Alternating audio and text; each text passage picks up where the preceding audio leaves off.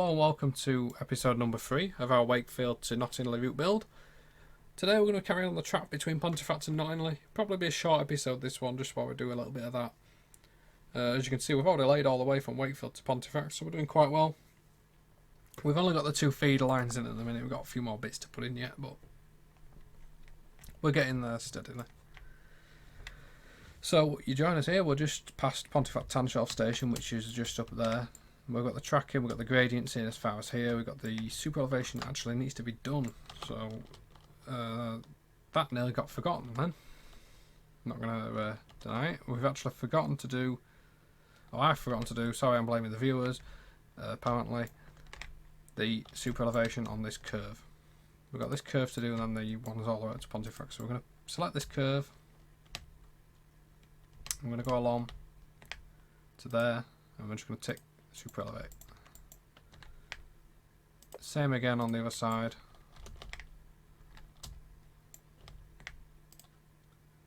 Just super elevating it nicely so that it goes nicely into that curve there. I need to have a look how far we did the gradient smoothing actually in episode 2.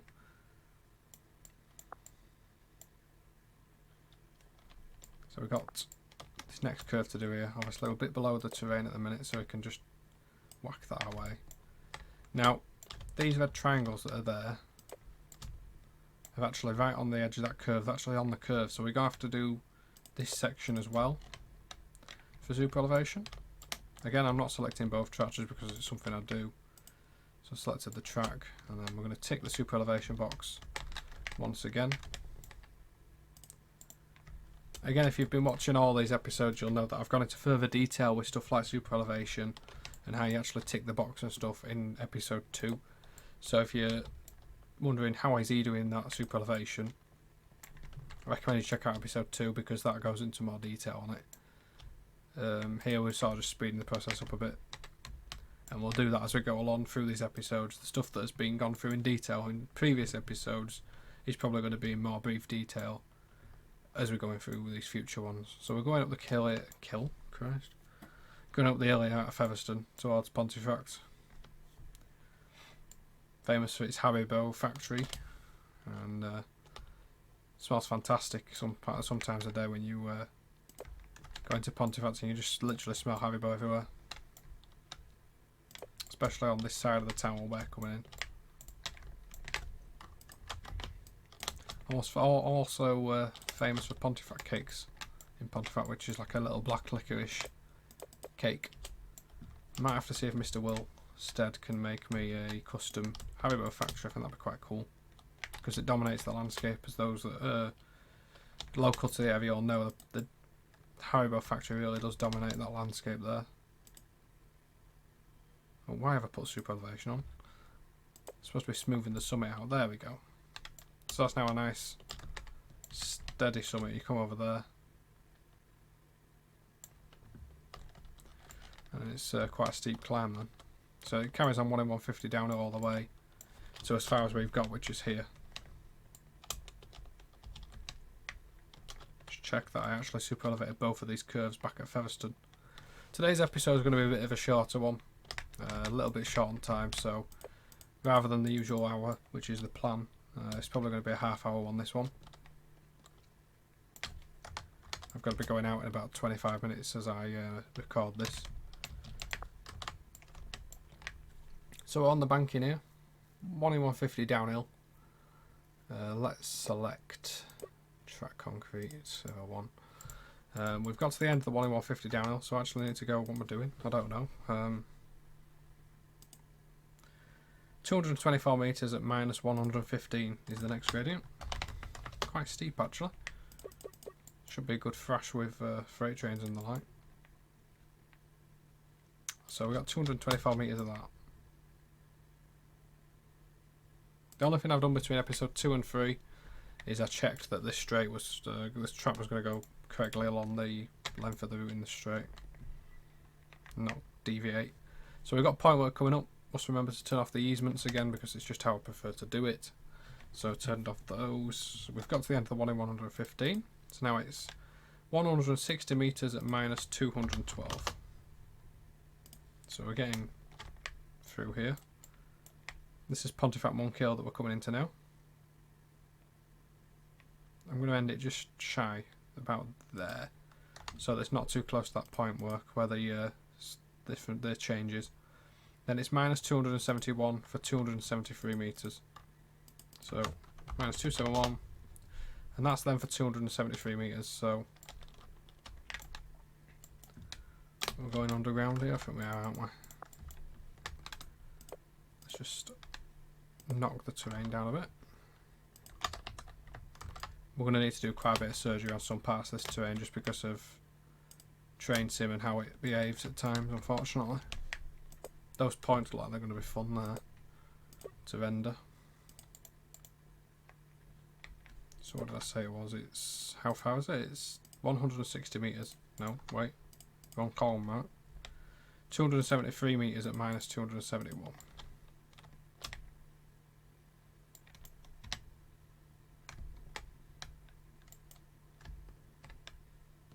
It's basically just through the station there, and then it's 2,394 metres at minus 168, basically all the way to Knottingley at minus 168 essentially is what the gradient is here.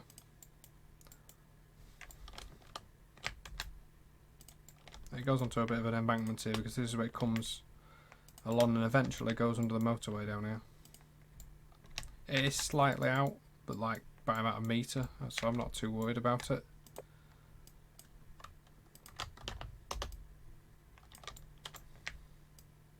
It goes under the A1 and the M62 just here at Ferry Bridge.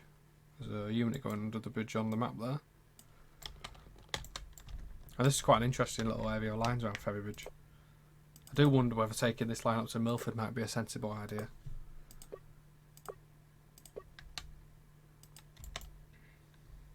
We'll see.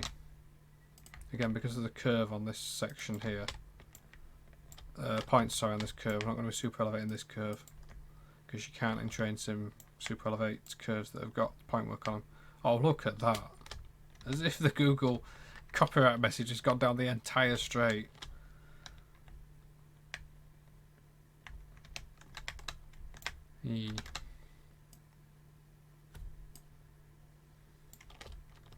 Couldn't write it, could you? Oh well, I think we've managed to get around there without having to do much faffing about anyway. We've got to the end of the dem data again as well. So minus 168 downhill to here.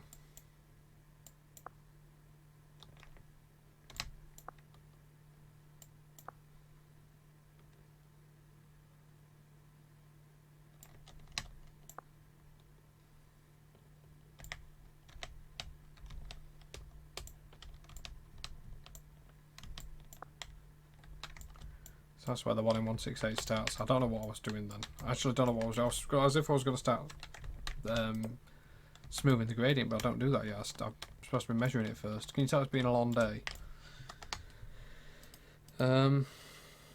This was for 2,394 metres, so we're going to get right to the end of this. There. Probably going to be the extent of the track we're laying this episode, to be fair, because that is literally Knottingley station just up there, and I think we've done too much track laying just for 2 episodes, you know, straight here. So we'll do a little bit of signalling or something, maybe some other type of track work. First 10 or 15 episodes probably are going to be a lot of track and signal related stuff before we start getting any scenery in, just because it's generally sensible to do as much track and stuff as you can right at the beginning rather than leave it all to the end or something daft, because you're sort of limiting yourself if you do that.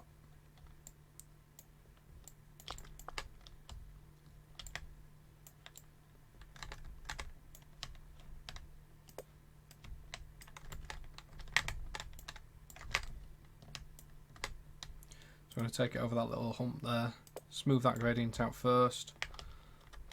Oh crap, is that? I'm just checking where the point work is. We need to be careful around these points that we've got around here. There's a set of points there, look.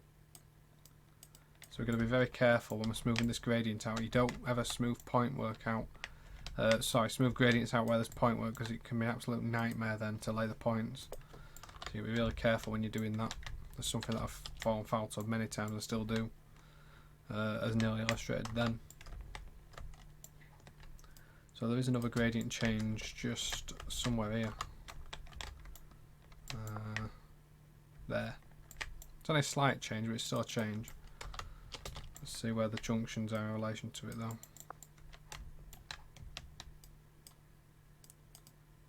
So it's just there where the yellow line is. It's only a very slight change this, so we're just going to make it a short transition.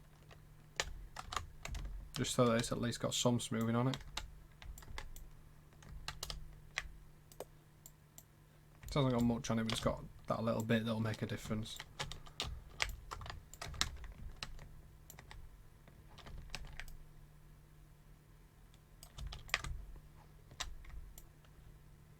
Now this is near a set of points again. The out of use points, but it's still near a set of points. So I'll make it favoured in that direction. And you can sort of see it goes away down there, where the gradient eases off. So we got that in there now.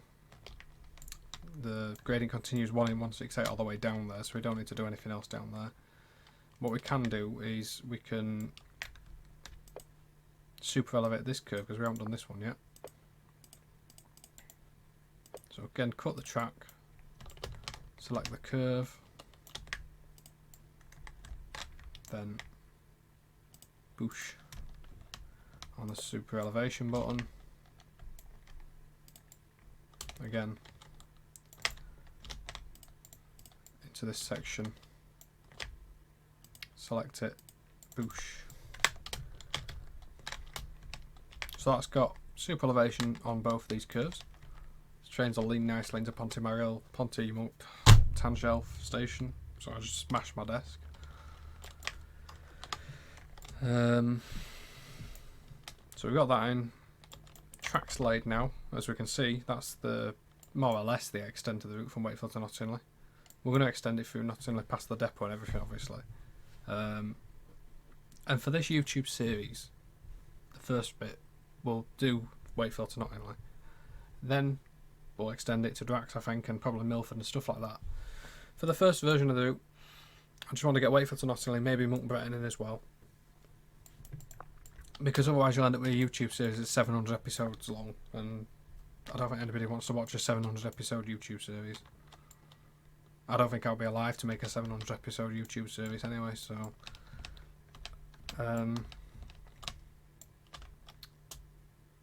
we've got that in. We've got signals around here. We didn't do the one here though, the one at Crofton West Junction. So we're at Crofton West Junction, and the signal we've got left to do was somewhere here. There, I believe. Now this junction signal was WK6772. So this one is just a simple LED 4 aspect one. Just going to lower that back down into the ground. And it's going to be a 4 aspect LED with a 1 track link, which is what we're putting in here. And I've got about 10 minutes left on this episode, to be honest, so we're not going to be, if that even, we're not going to be doing much more today. Keep it short and sweet for one episode, because some of the other ones have been the other two have been a little bit long and drawn out. So we got that signal in. Just a simple 4 aspect signal. WK6772. We don't need to put anything in the box because there's nothing for it to do. It's just looking for that link to check that it's clear. And then that's type mark. So this is 49 miles and 57 chains milepost, and this is from Manchester Victoria, I believe, because it's the Lancashire and Yorkshire Railway that it used to be along here. So there used to be regular services across the Pennines, obviously, to Wakefield particularly, but this was the Manchester to Hull main line originally. Passenger services finished on here in 1967. I think it was December the 31st, 1967. the finished on here. Before returning in 1992, although instead of it being like a Wakefield to Hull service, which I think it was in the old days, it was a Wakefield to Knottingley service, with the stations reopened at Featherstone and Pontefract Tanshelf. Monkhill had never closed because Monkhill was on the section to Leeds via Castleford. And indeed, about 2 years ago, they actually re-extended the service to Leeds from Wakefield, Kirkgate, Featherstone, stuff like that. So you can actually get a direct train from this area to Leeds now, which is quite good. I actually live in Crofton, which is just up there, sort of to the right. And we have no station. We're in a village of 20,000 people or something daft. I can't believe we have no station when there used to be one here. And there used to be one over on the Doncaster line, which was just up here. Used to be a station just here at Hare Park Junction. And there used to be another one, Nostell. None of them are left, and we're in quite a big village. They're building houses all the time. I just can't believe we've got no station. We've got a street house that's like 3 miles away. We've got a Standal that's like 3 miles away. But hopefully one day we'll get a station back. It'd be nice to actually be able to go out of your own village and walk to a train station rather than to drive everywhere or get public transport. First world problems and all that. So we've done that signal now. Next signal is back where we're going towards Knottingley, 6769 signal, which is a 4-aspect one, but it also has a controlling signal into the Crofton depot, which we haven't laid yet. Probably going to be sensible, to be honest, to lay that now whilst we're doing this. Now I noticed on the video I was watching the other day that actually the line on the left doesn't go uphill. This is on a 1 in 647 rising gradient. It's actually level as the line on the left. So we need to bring it off at 1 in 167 to start with.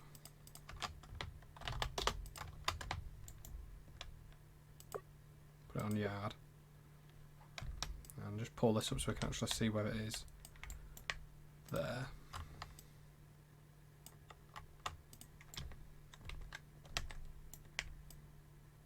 And then we need to change it to wooden track as well. Why did I just put that on a 167 gradient? What the hell? 647, not 167. Alright, let's try again. You can probably see this is probably why it's meant to be a short episode, this one, because I've got no idea what I'm doing. Never mind, it's back to work tomorrow. So put it onto a level track, change it to wooden, yard track type. I think we've gone too far around the curve here. Yeah, we have.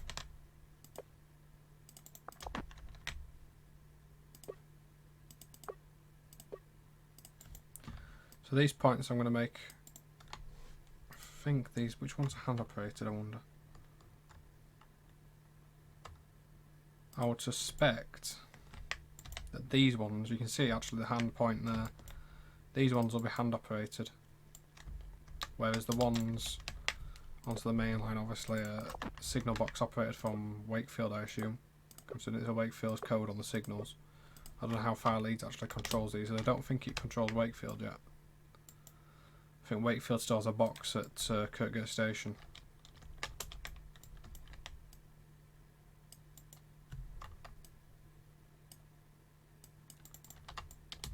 Quite a long head shunt relay actually down there. Longer than I thought it was.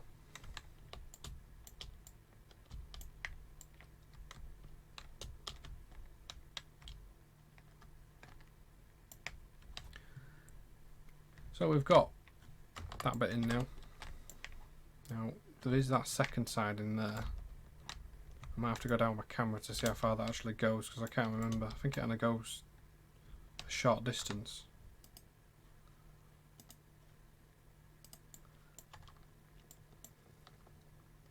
But either way, that means we can now do that signal that I was on about. which was just back here. It's here because I can see it when you come up the road. When I come from Wakefield on the road, you can actually see this signal here.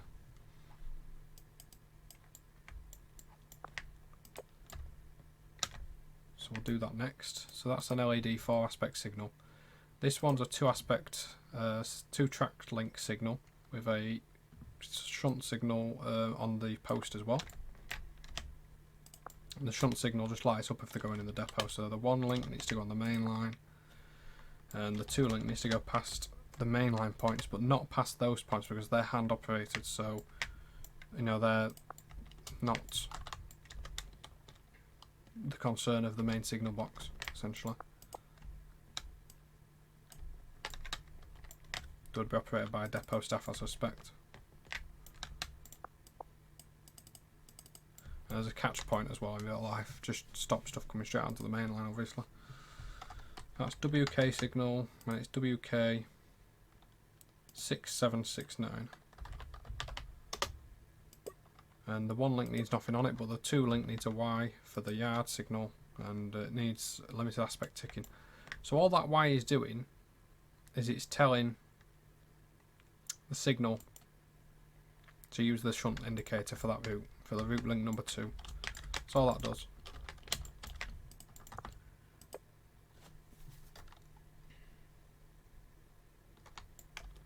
So just got a couple of minutes left today to do this. What I'm going to do now is, before I turn episode 3 off, I'll do this crossover here, I think. So 1 is 647 downhill. I'm going to try and use the crossover tool for this one. I'm going to save my work first, I already did. Right. Crossover. Click that there. And we should be able to more or less perfectly match up where this crossover goes in real life. So it starts there and it ends there. So I did there. Why did I show what I was doing? Sorry. I'll go back and show what I was doing. So to do that, I clicked the crossover tool up here. Then I clicked concrete 01. Then I clicked yard. And then once you press crossover, then you click your track type, you can hover over the track and you get these red lines up here where you can actually do a crossover. So the way I judged that then is I can see the point motor there, that grey thing inside the track means that's where the point blades are. Click there, left click. And all I do then is I just lined up the backside there with the point motor. And there we go, we've got a crossover in. And that's the official way of doing crossovers. You don't have to do them like that, you can do manual if you want, but that's the more neat way to do it. It's still block the points, which I've done there, I've unblocked them again.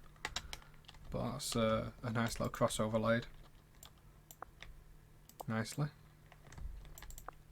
So we've got a bit more track in there. That's just Crofton Depot area where we're working at the minute. And that really does sort of end my time for episode 3. We've done a little bit of basic track building and stuff there, nothing special, but we've done a little bit. I probably ought to show, because I remember in episode 1 I did these signals down here, and I know when I turned it off that we had no codes on the... Why have we got no code on that?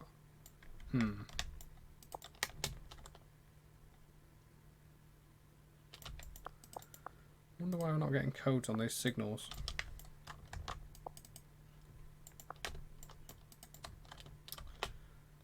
Oh, that's slightly strange.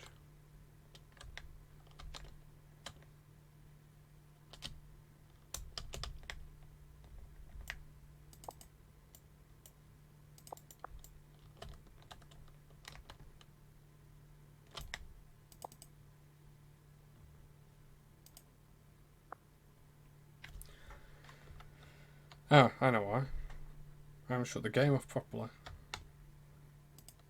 That's my own fault. Well, anyway, that's the end of episode 3. When we do episode 4, I'll be able to show you those with the codes on properly. But for now, we've got the track all the way to Knottingley, as you can see. 10 miles or so of extra trackage. And we're going to carry it on the next episode 4. We'll do some more signals, do some more track. Probably crack on with these ones here because we didn't do the signals around Wakefield properly just yet. So we'll get on those episode 4. And thanks as always for watching, guys. Please do like, comment, subscribe. As always, any questions you've got, I'll try and answer them. If you've got a question, something that you'd like me to cover in a future video in a bit of detail, then please do save, especially if it's something related to these episodes of route building. Don't forget, Tom's usually on Twitch, twitch.tv/TrainsImTV_Tom. That's Tuesdays and Saturdays at 8 PM. And thanks very much for watching, guys. See you later. Bye.